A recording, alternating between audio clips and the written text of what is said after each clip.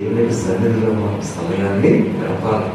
అలా గడిపినప్పుడు దేవుని యొక్క రూపాంతరం, ఆయన యొక్క మార్పు మన జీవితంలో ఆయన ఎలాగైతే అనేక మంది మార్చారో మనల్ని కూడా ఇంకా బెటర్గా, ఇంకా బాగా ఆయన యొక్క రూపంలో మనల్ని దేవుడు చెప్తారు. అందుకనే ఒకసారి మైకెలాంజెలో అనే శిల్పకారుడు ఉండేవారు. ఎవరండి? మైకెలాంజెలో శిల్పకారుడు. ఆయన దగ్గరికి ఒకరోజు ఆయన వచ్చాడు.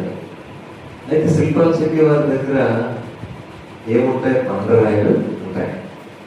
అయితే ఒకరోజు ఆయన నిలబడినప్పుడు పక్కన బండరాయి ఉందంట. ఆ బండరాయినప్పుడు ఒక ఆయన వచ్చినప్పుడు టీ తాగుతూ ఆయన ఎలా ఉన్నారని ఒకరితో పలకించుకుంటారు. పలకించుకుంటూ ఈయన అంటున్నారంటే మైకెలాంజెలో గారు, బండరాయి ఉంటుంది కదా, బండరాయి అంటే ఎలా ఉంటుంది? రూపమే ఉంటుంది, బండగా ఉంటుంది, ఆకారం లేనిగా అందహీనంగా ఉంటుంది. అంటే అందంగా ఉండదు, మామూలుగా ఉంటుంది.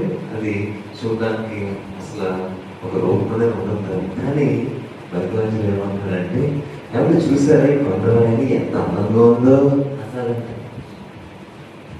ఇదేంటి మీకు ఏమైనా మైండ్ తేడంగా ఉందేంటి? అసలు రూపమే లేని అందహీనమైన ఈ బండరాయిని పట్టుకొని అసలు చూడడానికి సరిగ్గా లేని ఈ యొక్క బండరాయిని అందంగా ఉందంటే ఏంటి అని అవసరం అనుకుని టీ తాగుతుంది. అదేంటి అలా అంటున్నారు? ఇది రూపమే లేదు కదా అసలు అంటున్నాడంట.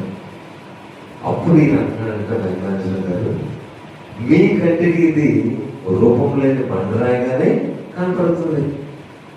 కానీ ఒక శిల్పకారుడిగా దీన్ని నేను చెక్కినప్పుడు, మలచినప్పుడు, ఒక అందమైన శిల్పంగా నేను దీన్ని మార్చినప్పుడు ఎలాగ మారుతుందో నాకు ముందుగానే తెలుసు అని చెప్పాడు. అంతే కదా?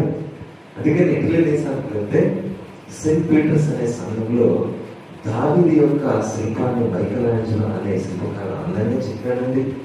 7 అడుగులు ఎత్తు, ఇప్పటికీ ఎంత అందంగా శిల్పాన్ని ఆ చర్చిలో మ్యూజియంలో దాచిపెట్టారనమాట. అందుకని దేవుడికి కూడా మనకి గొప్ప ఉన్నతమైన శిల్పకారుడుగా ఉన్నారు.